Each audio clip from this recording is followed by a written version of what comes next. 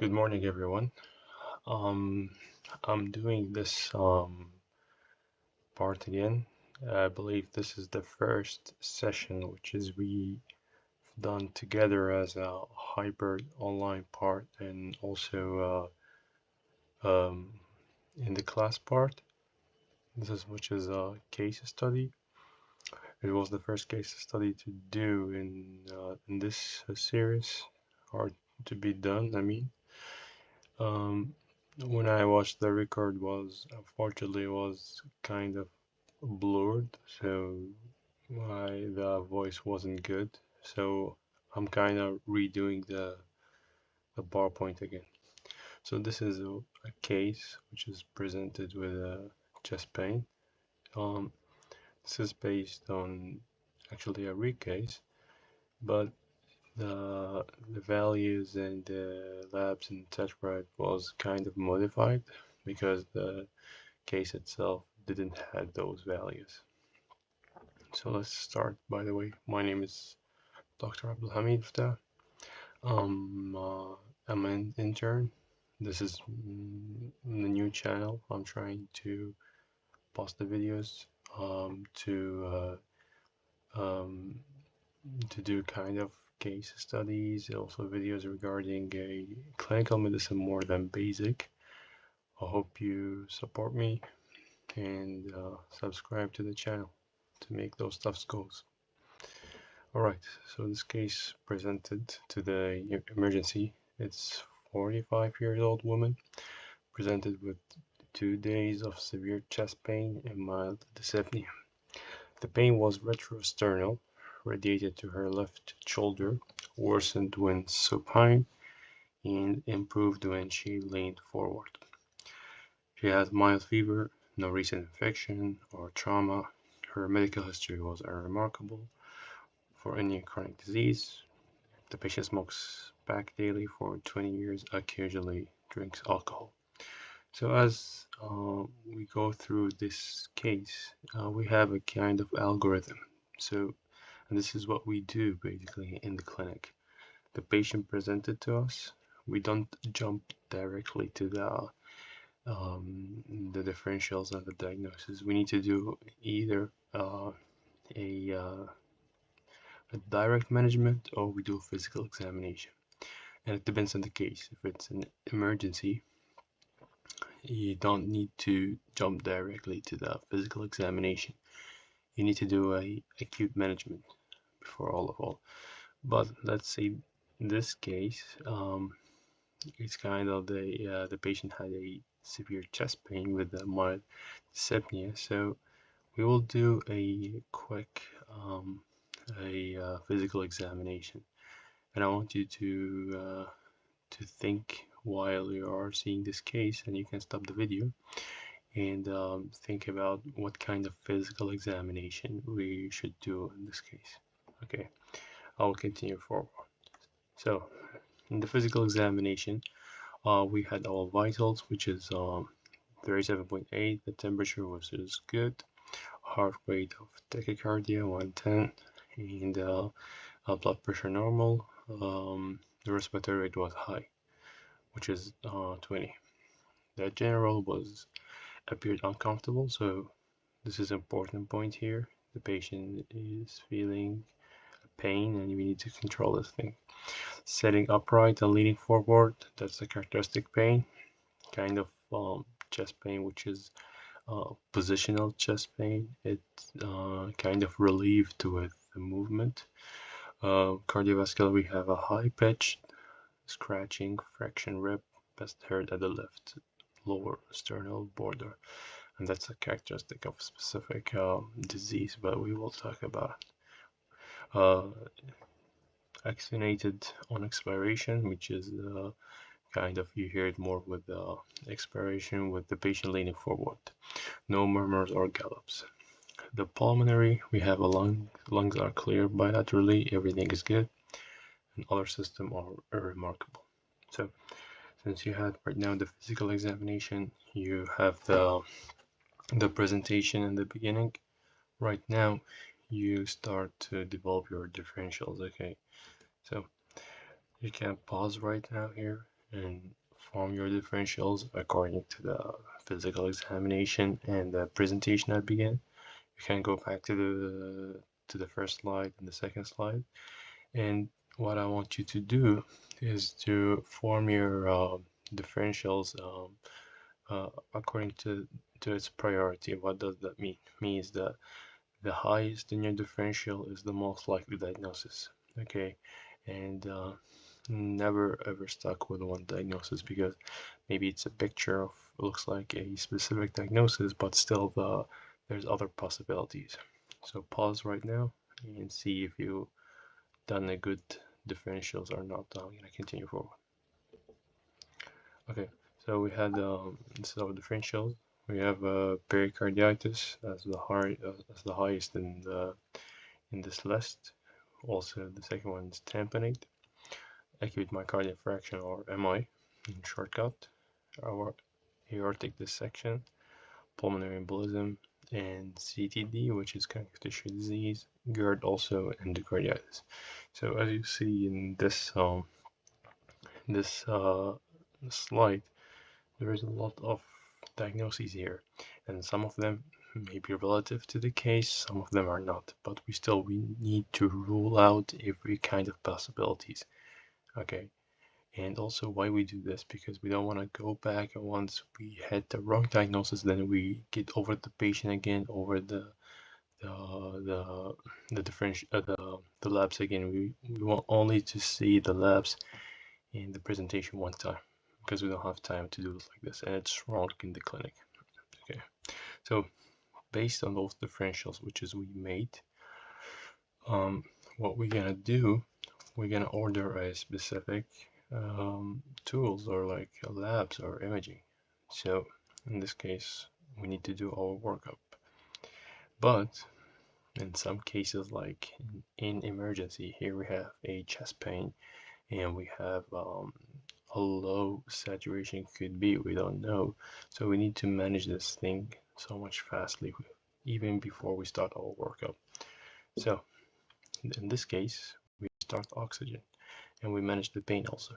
So how we manage the pain, usually we start with either ketorolac or opioids, and also fentanyl could be a choice here. Actually, most of the time is used, but stuck with morphine if it's a super strong pain. Okay, you start oxygen if the saturation is less than 92. So this is actually an important point here. Either it's in the steps exams, for example, step 2 or step 3 CCS. It's always important to manage the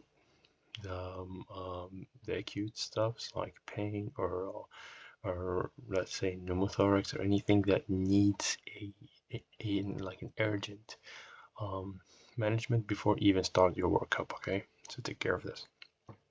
So we continue inpatient workup according to the differentials, which is we already took. We already list them in like before 2 slides. So according to these differentials, you need to order a specific values or specific labs or imaging, as I said. So you can pause right now, go back to your differentials, and then see what kind of labs you need to order. I will continue forward. Okay, so we ordered the CBC, CMP, ECG, and echo, troponin, chest X-ray, lactate, D-dimer, and rheumatoid factor, and ANA for systemic lupus, which is anti-nuclear anti-DNA, and CIANCA and PIANCA. So why we order those, each entity or each test? It's either to rule in or to rule out a diagnosis. So CBC and CMP, why? Because we had a pericarditis, okay, and pericarditis and tamponade in our highest differential, we need a CMP. In this case, CBC we're going to order because we want to rule out infections like endocarditis and etc. And also we want to see if there's anemia or not. ECG and echo, this is the actually the gold point here in our differentials, which is also tamponade and pericarditis or MI. So we need those things to rule in or rule out those stuffs. Troponin also for MI, chest X-ray, it's for aortic dissection. If you want to rule it in or rule it out, then if the chest X-ray comes with, for example, a widened uh,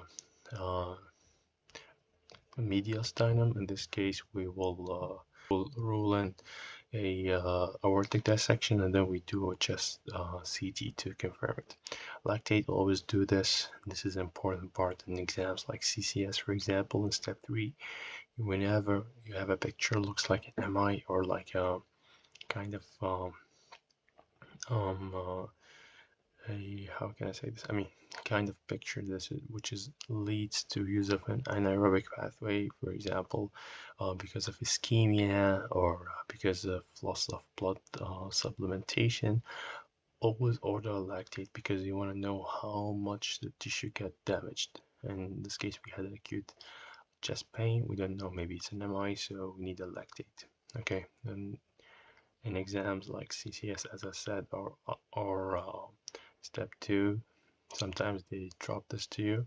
If you don't order this, it will take marks from you. So take care.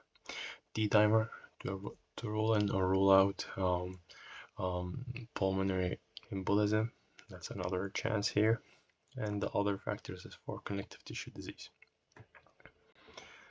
So that's our values. Okay. Usually in the steps or CCS, they will give you the normal values. Okay. I will help you here. You can pause and try by yourself. It's better, but if you don't know the normal values, I will say the normal values, and then you can pause again and try to figure out by yourself. WBC is high. The normal is less than 10,000, around 9,000. Hemoglobin is normal. PTT is normal. MCV is normal. MCSC is normal. So the CMP looks normal. Everything, sodium, potassium, chlor, bicarbonate, bun, glucose, everything is normal. Come to the lactate, you already see it is normal. D-dimer is good. ANA is a negative, rheumatoid factor is negative, ANCA is negative, and troponin is kind of a little bit high, but still in the not far from the normal range. So you can pause right here and try to read the values by yourself and see if it goes with what kind of differentials you are aiming to, and try to exclude the stuff which doesn't work with those values. Okay, I'll continue with imaging right now. So CBC was normal, CMP was normal. In the ECG, we had diffuse concave ST segment elevation, PR segment depression at least 1, 2, and AVL and V4, V6. And that is actually a sensitive value here, so I will talk about it. Troponin is mildly elevated, as we said, and the echo here, which is the dead giveaway, is at a small circumferential pericardial effusion. And here's that giveaway. There's a fluid in the pericardial space. There is no evidence of tamponade, preserved left and right ventricular function. Sorry. X-ray is normal, lactate normal, D-dimer is normal, everything else is normal. So this is kind of picture of pericardial effusion leads to pericarditis, and the ECG is highly sensitive here. I will talk about it.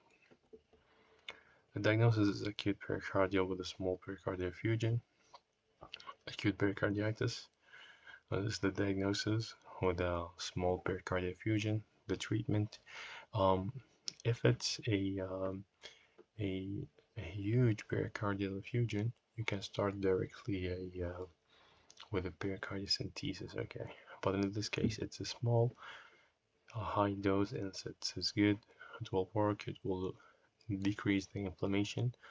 Of course, after giving the painkillers, which is already started, ketorolac or morphine or opioids like fentanyl, colchicine is for long-term treatment. So we start NSAIDs and then we continue. I will talk about this in a couple of coming slides.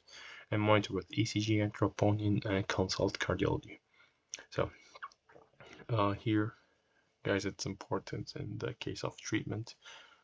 You order at first, and specifically in exams like CCS step 3, you order NSAIDs, and then in the once you finish the, let's say if it's an emergency case, they will give you 10 minutes. Okay, so once you finish your first 8 minutes, which is for diagnosis and management, etc., then you have a 2 minutes, which is you either give kind of a preventive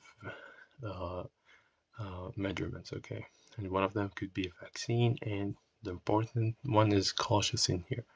You need to start colchicine for these patients because they cannot stay on long-term in NSAIDs, and that will increase your grade. Okay, and always consult cardiology. Either it's like a, well, in the clinic you won't do this a lot, specifically if the patient has a small pericardial effusion, but in kind of exam try to consult because you don't want to lose points. And here I'm talking about CCS, not the step 2 consultation, and most of the time it's wrong. Don't jump on consultation in step 1, step 2, and step 3 do it. A follow-up, improvement in this case, well, there was an improvement in the second and third day, because it's not a complicated case. It was normal. Everything was good. Stable effusion and troponin got normalized and discharged on taper plus colchicine, as I mentioned. Why the other differentials are wrong, and that's very important. Yeah, you may nail the diagnosis, but you still need to rule out the other stuffs, because here's where here where you see the good practice versus the malpractice, because you don't want to miss any chances for other diagnoses. Okay, MI, there is no diffuse ST elevation, and when I say no diffuse ST elevation, I mean that in MI we don't have diffuse ST elevation. In MI we have a specific lead, which is have an ST elevation, not the whole leads, and I will talk about this picture, which is only seen in pericarditis. Okay, and high troponin. Here we had a mildly elevated, not a high troponin. Aortic dissection, chest X-ray was normal. We didn't see widened mediastinum and no tearing pain. Pulmonary embolism, D-dimer was normal, so kind of decreased the risk here. No hypoxia also. Tamponade, the echo was the dead giveaway here. We didn't had a large pericardial effusion and kind of picture of tamponade, which is we have the Beck's triad, hypotension with the jugular vein distension, and the heart rate will be high. So kind of we didn't have this picture here. GERD. GERD actually is kind of diagnosis of exclusion in this case, because if all the other diagnoses was kind of like they don't fit the picture, so we think about GERD, which is we see heartburn on a nocturnal cough at night, and normal ECG. The connective tissue diseases like lupus, etc., all of them was negative because so all of them was negative, and in this case we ruled out lupus and rheumatoid, etc. Endocarditis, that's very far. There's no fever and there's no murmur to rule it in. Okay. I'll wrap up with a brief talk about acute pericardial effusion. I believe it's an important topic. Plus, you will see it a lot in the emergency. Acute pericardial effusion is the rapid accumulation of fluid in pericardial sac. So basically, we have a lot of sacs in our body. We have the peritoneal, we have the pericardial, and we have also the pleural space around the lung. So this is kind of picture which is a fluid accumulating in this space, which is around the heart. Okay, the severity depends not only in the volume but also in the speed of accumulation. So that's a physiological concept. It's not only about the volume, how much the fluid is accumulated in the pericardial space, but it is also around how much fluid we have in each minute. Let's think about it like this. So even like if you have a small fluid, you may have a acute pericardial effusion, which is the picture we saw in this case. The etiologies, the most common are idiopathic, which is we don't know why it happened suddenly in just a couple of days. Could be this case right here because we didn't had any upper respiratory infection or fever or any of the other etiologies, which is the second one. And this is the most of the time you'll see this in the exams. Infectious, like viral specifically, then bacterial and fungal. Viral is most of the time they present to you say that in the exam specifically that the patient had an upper respiratory infection a couple of days ago, and then the patient started had the picture looks like a pericardial effusion. So think about this. Bacterial fungal, I will not say those are common, but you will see them mostly with patients who have immunocompromised like picture, or patients who had a systemic infections. Okay, non-infectious, inflammatory like lupus or autoimmune diseases. That's why we ordered our rheumatological factors. Want to rule out lupus because this also can lead to acute pericardial effusion and post-MI Dressler syndrome. I will not talk a lot because that's a syndrome mostly associated with MI, but from its name, it's when you have a like an MI, and after this MI, your heart tried to reorganize itself again or restructure.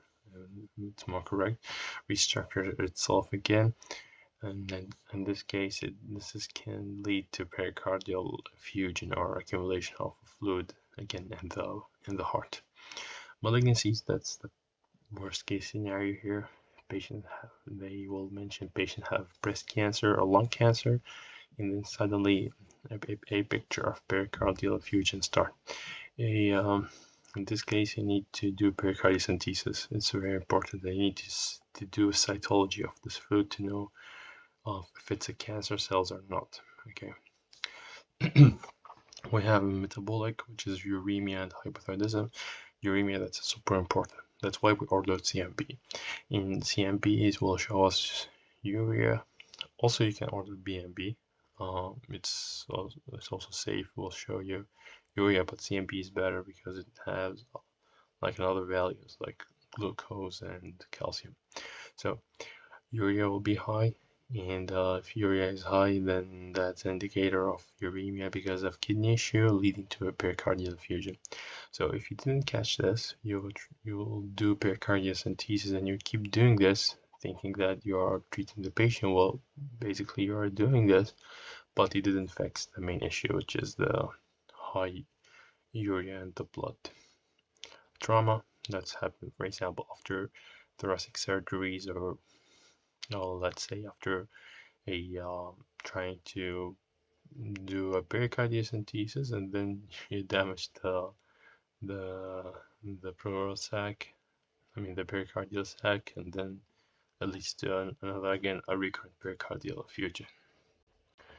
The clinical presentation, we had this patient, which was our case. She presented with, I think, most of the symptoms except the one which is for tamponade. So she presented with chest pain, sharp, that's very important, and pleuritic, and that's actually a sensitive for acute pericardial effusion and can help you to differentiate from MI. The pain which is pleuritic means it's changing with the position. So ever move forward or back, the pain will increase. Dyspnea also, and tachypnea, muffled heart sounds and hypotension, jugular veins distension, and pulses, paradoxes. Those are more for tamponade. you may see them in the acute pericardial effusion, but it's more for tamponade. If you see those symptoms, think about tamponade in your differentials again. Diagnosis methods, the best initial one or the most accurate diagnosis are echo. Okay, so if they drop you with a exam questions talking about a picture like acute pericardial effusion, the answer will be always echo. And if echo is not there, they are testing you in other diagnostic methods, go with an ECG. But the best initial, the most accurate are echo. Our diagnostic method could be an ECG, as I said, which is have diffuse ST segment elevation, and PR segment depression in all leads. And there is a specific let me just organize a specific term which is called electrical alternance, and I will show this in one of the ECGs to show you how it looks. That's a highly specific for acute pericardial effusion. Increase in urea count seen in case of pericarditis, which is already mentioned this. Take care of this renal failure, CBC, CMP, and ESR. Those are signs of inflammation. So they're non-specific sign, but we use them to rule out other diagnoses. Okay, and that's an ECG of acute pericardial effusion. We mentioned two things. You will see a ST segment elevation in all the leads. We always start from lead 2. Look, there's here ST segment elevation, ST segment elevation. Then look, when you I mean, in general, when you wanna read an ECG, you go with the rule, which is B wave, etc., and see how much is long and if they're QRS or not. There is here, but we can see the ST segment elevation right here, also right here we see one. So it's kind of diffused. Also here, here and there. And the other picture, which is we already mentioned, is the electrical alternance.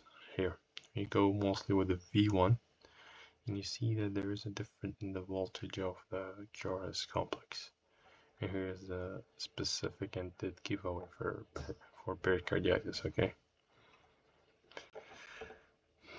the treatment we have for viral and inflammatory effusion, we start acutely with the NSAIDs, ibuprofen or an aspirin. Then, as I said, you continue with a colchicine. In case of long term, you don't want to keep patients on NSAIDs for a long period. It leads to GI like symptoms and a kidney damage. So don't keep patients on long term NSAIDs. Steroids if autoimmune or refractory, also lupus or like anything like rheumatoid arthritis, any picture of autoimmune, steroid is also helping in this case. For bacterial, of course, you start broad spectrum and you order a culture, and according to the culture, you change your antibiotic. Drainage if it's prolonged, and that's general rule in medicine. Whenever you have an abscess, you always need to drain it. So take care of this. I believe most of the time they are aiming to NSAIDs and the steps, because the most common one are inflammatory or viral. Okay, if you have picture like bacterial infections, so you have fever, you have also sepsis, then start antibiotic. Malignancies, that's important. They mention in the history that the patient had breast cancer or had lung cancer, and suddenly they developed a pericarditis. In this case, you do a recurrent pericardiocentesis, or you can do also a window. So you don't do pericardiocentesis every time. For uremic, I already mentioned, do dialysis and treat the kidney. Don't treat the heart alone. And for hypothyroidism, you treat with the thyroid hormone. That's an emergency, which is tamponade. We already discussed this. If you have hypotension, which is the Beck's triad, you have hypotension, tachycardia, elevated GB, or jugular venous, and this is here you will think about Beck's triad. If you have pulsus paradoxus, this is actually a a good clinical test, let me say, or a clinical sign, for more accurate. How you do this, you ask the patient to, you will measure the blood pressure before the inspiration, and then ask the patient to inspirate, and then you do the blood, and then you measure the blood pressure again. And if you see difference in the systolic and diastolic more than 10, then that is a pulse paradoxus indicated. It's not specific for tamponade. It could indicate dissection, tamponade, or even aortic regurgitation. But it's good clinical sign. Echo, of course, it will diagnose the patient. And if tamponade is suspected, then directly go with urgent pericardiocentesis. Okay, don't think twice. Don't start NSAIDs. Just do urgent pericardiocentesis if the patient feels good, etc. Then start NSAIDs. Indications, even without tamponade, if we have a large effusion for a long time, malignancy, that's super important. We already stress over this a lot. If it is prolonged or bloody effusion, which this is always the rule, we have a kind of abscess. I mean, you should drain this abscess. And bloody effusion, of course. You always need to get rid of bloody stuffs. And failure of medical therapy. Summary, the most common causes are viral, as we said. We take care of malignancy. We always do pericardiocentesis. That's an important part. Whenever you approach the patient with acute pericarditis, either in the clinic or in the exam, knowing the etiology is super important, because according to this etiology, you will treat the patient, okay? If it's viral, we said NSAIDs, then colchicine. But if it's autoimmune, the same regimen, but you just add a corticosteroid. Malignancy, you do pericardiocentesis. If it's a bacterial or metabolic, if it's metabolic, then check what is the problem. Hypothyroidism, give thyroid. Uremia, treat the kidney. If it's bacteria, then start IV spectrum antibiotic, broad spectrum. Diagnosis is echo. You may catch it with an ACG, but always do an echo, okay? Management, already mentioned it. If it's tamponade, then do pericardiocentesis emergency. If it's a stable, you start NSAIDs and long-term colchicine, okay? That's important, guys, for step 3 CS. Always keep the patient on colchicine for long term. And follow up, you monitor and do serial echoes. And thank you so much for watching this video. If you got benefit from it, or you learned something new, I mean, I guess most of you know this topic, but it's important to review those kind of topics, because it's super important to manage those patients. Hope you like this video. If you see it beneficial, please don't forget to subscribe.